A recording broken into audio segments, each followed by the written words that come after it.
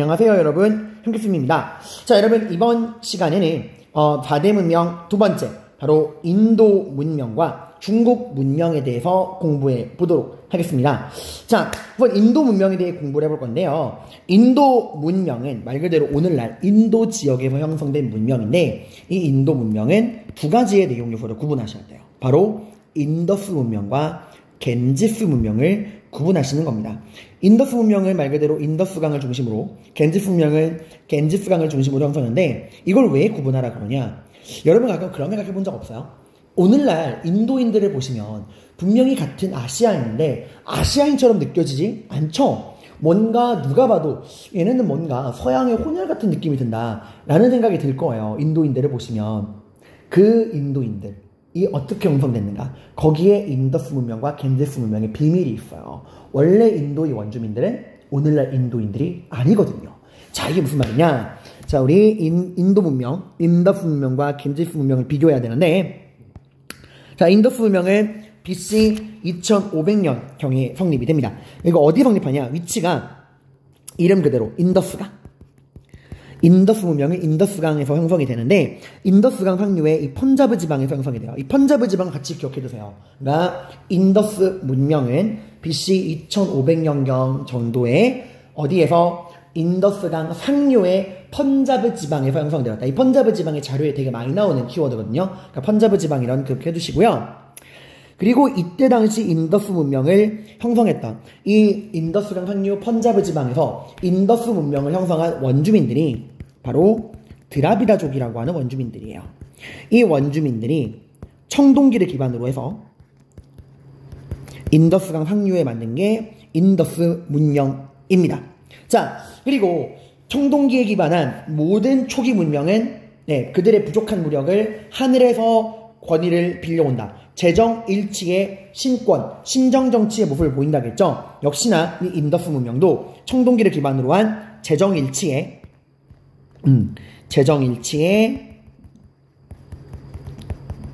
신권, 신정정치의 모습을 보인다라는 거 알아두시고요. 이때 만들어진 대표적인 도시 유적이 메소포타미아 문명에서는 수메르인들이 만든 우르크 라가시, 이집트에서는 멤피스 테베가 있었죠. 이 인더스 문명에서 드라비다족이 청동기를 기반으로 만든 이 인더스 문명의 대표적인 도시는 모헨조다로와 하라파입니다. 이런 도시 이름 꼭 알아두세요. 모헨조다로, 하라파. 이 모헨조다로는 그 죽은 자의 언덕이란 뜻이에요. 죽은 자의 언덕. 작년도 EBS 교재에서 이걸 가지고 한번 자료 낸 적이 있어요. 죽은 자의 언덕이라고 하는 뜻을 갖고 있는데, 이 도시가 특이한 점은 일단 벽돌로 지었어요. 그러니까 진흙을 구워서 벽돌로 만들었고, 마구잡이로 만든 게 아니라 철저한 계획 아래 지은 계획도시라는 거예요. 이게 되게 놀라운 거야, 얘들아. 그러니까 사람들의 인구 규모를 계산해서 벽돌을 가지고 계획을 세워서 도시를 만든 거야. 바둑판 모양으로 딱 도시를 구획을 해서, 구역별로 구획을 해서 벽돌로 바둑판 모양으로 계획을 해서 도시를 체계적으로 만들었다라는 겁니다. 포장도로도 있고 배수시설도 있고요. 목욕탕에 창고에 광장에 성체까지 있어요. 비록 아직 왕궁과 신전이 발견되진 않았지만 이건 발견이 아직 안 됐을 뿐이지 거의 100% 존재했을 거다라고 고고학자들은 추측을 합니다. 이런 바둑판 모양의 계획 도시는 나중에 어디서 또 나오냐면 중국사에서 당나라의 수도 장안성, 여기가 이제 장안성 주작대로라고 하는 커다란 도시를 중심으로 이 주작대로라고 하는 큰 길을 중심으로 바둑판 모양으로 도시를 나눠가지고 만드는 계획도시거든요. 근데 이거는 당나라 장안성보다 한참 이전이야, 얘들아. BC 2500년경이라고요. 그런데 이런 까마득한 옛날에 벽돌로 바둑판 모양으로 계획도시를 만들었다라는 게 굉장히 뛰어난 문명의 수준을 보여주는 거죠. 자, 그리고 얘들은 그림 문자를 씁니다. 근데 이거를 문제집이나 다른 데서 상형 문자라고 하는 것도 있는데, 그냥 둘 다 맞다라고 보시면 돼요. 이게 좀 고고학적인 해석의 차이라 이 인더스 문명의 문자를 그림 문자라 그러건 상형 문자라 그러건 같이 보시면 됩니다. 메소포타미아는 점토판의 세기 문자였고요. 이집트는 파피루스의 상형 문자였죠. 인더스 문명은 그림 문자 혹은 상형 문자인데요. 이 그림 문자 중에서 유명한 게 일각수인장이라는 거예요. 뭐라고요? 일각수인장. 자, 이 일각수인장 여기 보시면 나오는 거예요. 모헨조다로에서 출토된 유물. 일각수. 왜 일각수라고 그러냐? 일, 각. 뿌리 하나다. 일, 하나다. 뭐가? 각. 뿌리 하나인 짐승이라는 거예요. 뿌리 하나인 동물. 일각수. 여기 뿌리 하나죠. 그죠? 뿌리 하나. 달려있는 동물. 이게 일각수야. 이 일각수를 새긴 도장. 이게 일각수 인장이에요. 이게 엄청나게 많이 발견됩니다. 그래서 이 그림 문자를 상징하는 게 뿌리 하나 달린 짐승으로 도장을 만든 일각수 인장인데, 또 하나의 중요한 포인트는 이건 아직까지 해독이 안 되고 있어요. 그리고 또 하나의 중요한 포인트는 이 인더스 문명에서 발견되는 이 일각수 인장이 어디에서도 발견되느냐? 메소포타미아 지역에서도 발견돼요. 그 말은 뭐예요?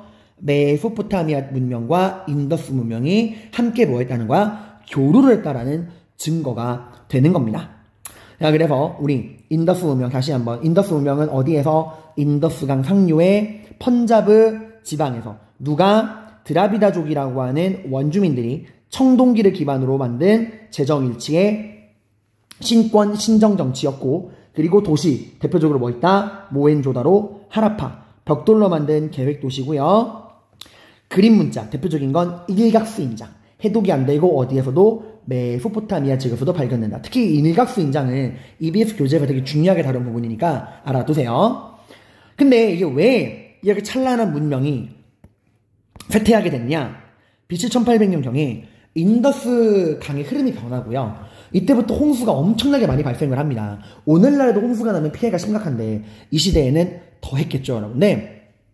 그래서 이런 피해를 입는 과정에서 이 인더스 문명이 쇠퇴하게 돼요. 이렇게 자연재해로 이 모헨조다로, 하라파, 인더스 문명이 시름시름 힘을 앓고 있을 때 이때 누가 들어오느냐? 중앙아시아에서 유목민족이었던 아리아인이 들어옵니다. 아리아인. 얘들은 중앙아시아 지역에서 활동하던 유목민족이었어요. 이 중앙아시아의 유목민족인데 얘들은 약간 서양인 계통의 애들이야. 이 아리아인들이 남쪽에 내려와가지고 이제 오늘날 인도의 그 원류가 됐고, 얘들 중에서 이 아리아인 중에서 서쪽 유럽으로 가는 애들도 있어요. 얘네가 오늘날의 독일 게르만족의 원료예요. 그래서 여러분들 그 역사에 관심 있는 친구들 알 건데 2차 세계대전 당시에 히틀러가 그 독일인들을 선동할 때 우리 게르만은 굉장히 위대한 인종이다. 우리는 아리아인의 후예다. 라는 말을 씁니다. 그 아리아인이 이걸 말하는 거야. 그러니까 이 중앙아시아에 있던 유목민족인 아리아인들이 일부는 남쪽에 내려와서 인도에 정착했고 일부는 서부 유럽으로 가서 게르만족의 원류가 되기도 했다라는 건데, 이 아리아인들이 건너올 때 뭘 가지고 오느냐? 철기를 가지고 옵니다. 그러니까 가뜩이나 피지컬적으로 우월한 서양인의 피가 흐르는 유목민족들이 뭐까지 가지고 온 거야? 철기까지 가지고 온 거야. 이러니까 지금 쇠퇴하고 있는 인더스 문명이 이 아리아인, 철기를 가지고 온 중앙아시아의 유목민족인 아리아인의 침입을 막아낼 수가 없었던 거예요. 그래서 결국에 이 철기로 무장한 아리아인들이 이 인더스강 상류의 펀자브 지방을 정복하고 이 모헨조다로랑 하라파를 약탈하고 파괴하고 인더스 문명을 파괴시키게 됩니다. 근데 와보니까 문제는 이 인더스 문명이 지금 각종 자연재해로 사람이 살기에 별로 좋지가 않다는 거야. 그래서 얘들이 어디로 이동하느냐? 겐지스강 유역으로 이동을 합니다. 그래서 인더스강 상류의 펀자브 지방에 와서 기존의 청동기에 기반한 원주민인 드라비다족이 형성한 이 모헨조다로와 하라파를 중심으로 한 인더스 문명을 파괴 약탈하고 어디로 갔다? 겐지스강으로 이동했다. 그리고 이 겐지스강으로 아리아인들이 이동해서 만든 게 겐지스 문명이에요. 겐지스강 유역에서. 그래서 오늘날 인도의 대표적 강이라 그러면 우리가 겐지스강이라고 하잖아. 거기서 별거 다 하죠, 걔들은. 자, 그래서 얘들은 드라비다족이 아니라, 원주민인 드라비다족이 아니라 정복민인 아리아인들이 만든 문명이다. 뭘 가지고? 철기를 가지고. 철기. 자, 이 철기로 무장한 아리아인들이 기존의 인도의 원주민들을 지배 점령해서 만든 게 겐지스 문명이에요. 그럼 여러분이 인도의 원주민, 드라비다족이에요. 아리아인을 바라보는 기분이 어떨까요? 당연히 나쁘겠죠. 그래서 이 아리아인들이 이 인도의 원주민들을 이 지배하기 위해서 철저한 신분제도를 만드는데, 그렇게 해서 아리아인들이 인도의 원주민을 지배하기 위해 만든 신분제도가 지금도 전 세계에서 가장 악랄하다고 평가받는 카스트 제도입니다. 굉장히 폐쇄적인 신분제예요. 굉장히 폐쇄적인 신분제가 바로 카스트 제도입니다.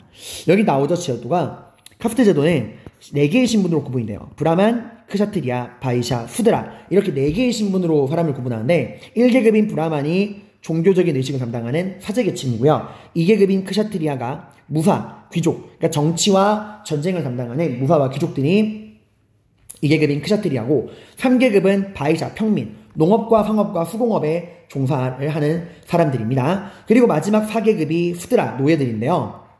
자, 여기 1계급, 2계급, 3계급, 이게 이제 정복민인 아리아인들이에요. 정복민인 아리아인들이 이렇게 브라만, 크샤트리아, 바이샤 계층을 차지하고 있고, 그들에게 정복당한 인도의 원주민 드라비다족이 이 4계급인 수드라, 노예가 됩니다. 그리고 이 카스트 제도에는 이 수드라보다 더 아래에 아예 여기에 끼지도 못하는 불가촉천민이라고도 있어요. 말 그대로 불가한다. 접촉조차 하면 안 되는 천민이라고 하는 이런 사람들도 있습니다. 비록 카스트 제도가 오늘날은 법적으로 사라졌지만 여전히 인도인들의 정신세계를 굉장히 구속하고 있는 폐쇄적인 신분제예요. 타고난 신분에 따라서 개인의 사회적인 지위, 직업, 모든 게 결정되고 그게 세습이 되거든요. 자, 그럼 당연히 이런 폐쇄적인 신분제도인 아리아인들이 인도의 원주민을 지배하게 만든 이 폐쇄적인 신분제인 카스트 제도는 당연히 원주민들의 반발을 받을 수밖에 없겠죠. 그래서 이런 카스트 제도를 정당화하기 위해 나온 게 브라만교라고 하는 종교예요. 가스라이팅을 위해 나온 종교야. 브라만교가 왜 나왔다고요? 카스트 제도를 합리화, 정당화하기 위해 나옵니다. 이 브라만교는 태양, 물, 불 같은 그 자연의 현상을 신앙의 대상으로 신격화하는 거예요. 그러니까 근데 이게 문제는 엄청 복잡해요. 저도 이걸 대학교 때 잠깐 본 적이 있는데, 좀 공부를 해본 적이 있는데, 이 브라만교의 교리가 엄청 복잡해. 일부러 복잡하게 만든 거야. 이해를 못하게.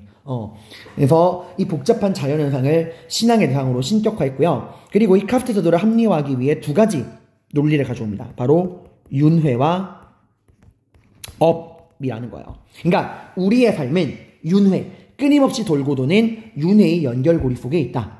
전생, 현생, 후생으로 계속해서 우리의 삶이 돌고 돈다는 거야. 근데 이렇게 말하는 거죠. 지금 우리가 살고 있는 현생에서 왜 나는 브라만 크샤트리아고 왜 너희 원주민들은 수드라인지 아니? 그 이유는 너희가 전생에 나쁜 카르마를 많이 쌓았기 때문에 그래. 너희가 전생에 나쁜 업을 많이 쌓았으니까 너희가 지금 우리의 지배를 받는 수드라 불가촉 천민인 거야. 그럼 반대로 우리가 왜 브라만 크샤트리아겠니? 응? 우리는 전생에 좋은 업을 많이 쌓았으니까. 그러니까 우리가 지배층인 거야. 자, 그럼 너희가 다음 생에서 지배자가 되기 위해서 하다못해 바이샤라도 되려면 어떻게 해야 될까? 그치. 현생에서 좋은 업을 많이 쌓아야 너희가 다음 생에서만큼은 좀 신분이 상승하지 않겠니? 좋은 업을 많이 쌓는다는 게 뭐야? 말 잘 듣는다는 거야. 대금 꼬박꼬박 내고 우리 말 잘 들어.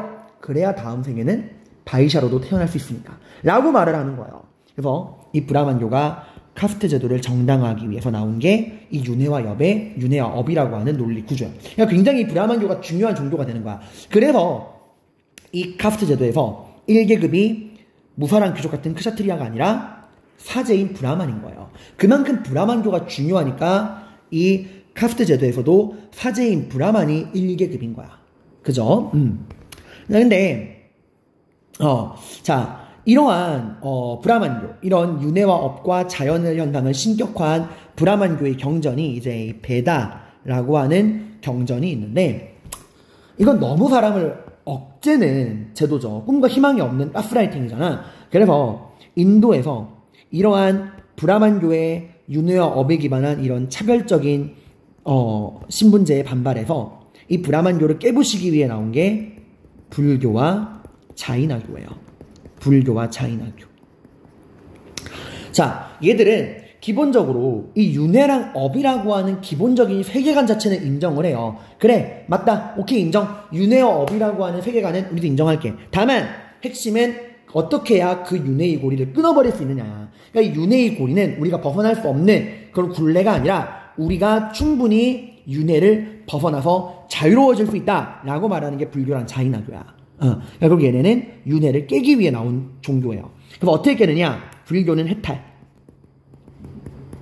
자인하교는 수행을 통해서 이 윤회를 우리가 극복할 수 있다라고 말을 하는 겁니다. 자, 그리고 이 브라만교는 나중에 힌두교, 인도의 고유의 종교죠. 힌두교의 사상적인 기반이 돼요. 이게 이제 4세기 정도에 가면은 브라만교가 이런 불교랑 자인하교의 반격이 위기를 맞이합니다. 그래서 4세기경에 브라만교가 각종 인도의 토착 종교들과 합쳐져요. 그러면서 이제 힌두교로 발전하게 되는 거야. 힌두교로 발전하게 됩니다. 이게 이제 나중에 굽타왕조라고 인도로 치면 한나라 같은 존재예요. 고전 문화를 완성하는 그 왕조거든요. 그래서 이 굽타 왕조 때 힌두교로 발전하게 된다라는 거예요. 자, 그래서 이번 시간 우리가 배운 인도 문명, 뭐랑 뭐를 구분해라? 인더스 문명과 겐지스 문명을 구분해라. 청동기를 기반으로 원주민인 드라비다족이 인더스강 상류에 만든 인더스 문명, 모헨조다로 하라파, 그림 문자, 일각수인장, 메소포타미아 지역과 교류, 그리고 이걸 깨부시고 나온 중앙아시아에서 온 정복민인 아리아인들이 철기를 가지고 만든 겐지스 문명, 아리아인 철기, 카스트 제도와 브라만교라는 거 기억해 두시기를 바랍니다. 자, 이렇게 해서 인도 문명 봤고요. 다음 시간에 중국 문명으로 4대 문명을 마무리하도록 하겠습니다. 고생 많으셨습니다.